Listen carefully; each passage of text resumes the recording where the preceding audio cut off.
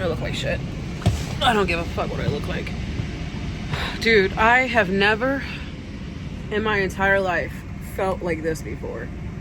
Y'all, we're out here in the desert and my partner decided to go ahead and try out another route to the land that we purchased, right? Even though we have a van and this van is not 4x4.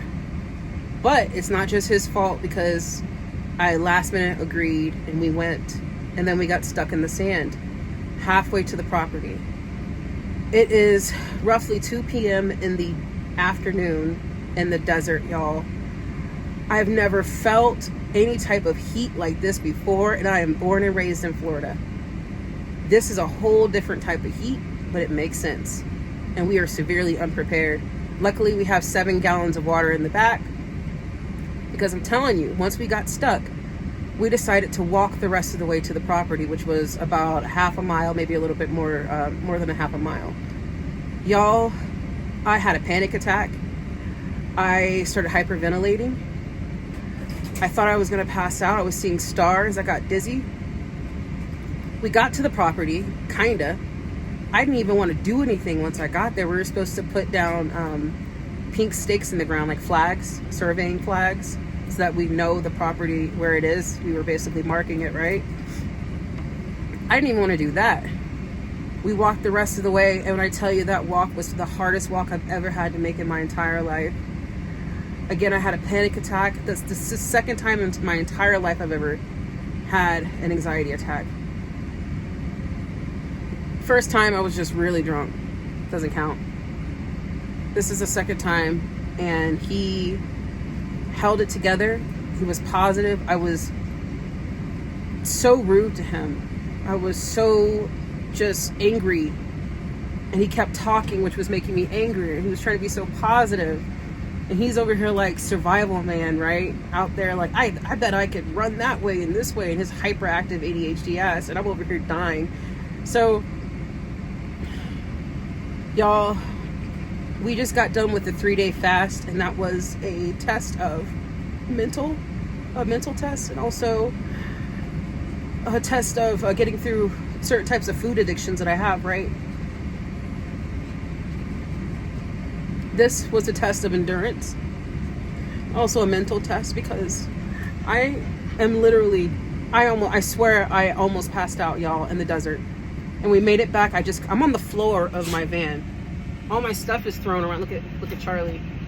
He's just like la-di-da-di-da-di. We got the AC running, so the animals are okay. But I'm on the floor and I'm not getting up. He went to get help. We have someone that's going to help us out of the sand, but they're not going to come until like I think an hour from now.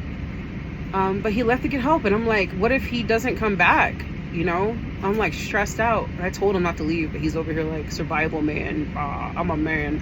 So I say all that to say, y'all, I don't know. I'm doubting myself right now. I'm not sure if buying this property was the right choice. The location, at least.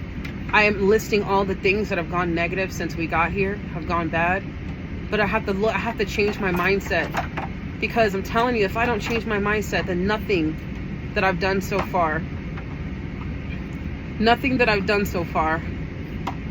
will be reflective of my spiritual journey. Can't even say it. Y'all, I was so dehydrated and overheated, I couldn't even talk. When we got to the van, I literally just fell on the floor. So, if I were to take anything from that moment, from what just happened, is that I'm being tested. And I need to realize that, yes, there's going to be challenges on this land. Yes, there might be, things that I'm going to have to deal with, but I have to be able to get through it without collapsing. And even if I do collapse, that's okay too, because at some point I have to get back up. One of the things that my partner says is that a seed cannot start growing, or a seed starts growing in the darkness. And I'm like, damn, that's deep. That is so true. A plant grows in the darkness. So when we think that we're down, when we think that We're being inundated with all this negative energy, and all these bad experiences are happening to us, and nothing's ever going right. We have to remember that that is a catalyst for growth. That is what we need. That starts the momentum for the opposite of that, right? So this is my catalyst for growth. And fuck, the least I can do is make better decisions and stick to my guns. If my intuition is telling me one thing, it doesn't matter how much leeway I want to give my partner, I gotta just stick to it. I gotta get him to listen, because this is both of our responsibility. You know, right now we have 2 animals in here. It's not just about us. If the air conditioning wasn't on, we'd be so overheated. We'd be dehydrated or worse. So I hope you found this video helpful. And if you're going through something, just remember that this is what you need to go through to get to the other side. Your reality will not reflect what you want until you are a vibrational match to it. So be that vibrational match. Love, authenticity. What's some more positive words? I don't know. It's more positive words instead of resentment, anger, jealousy.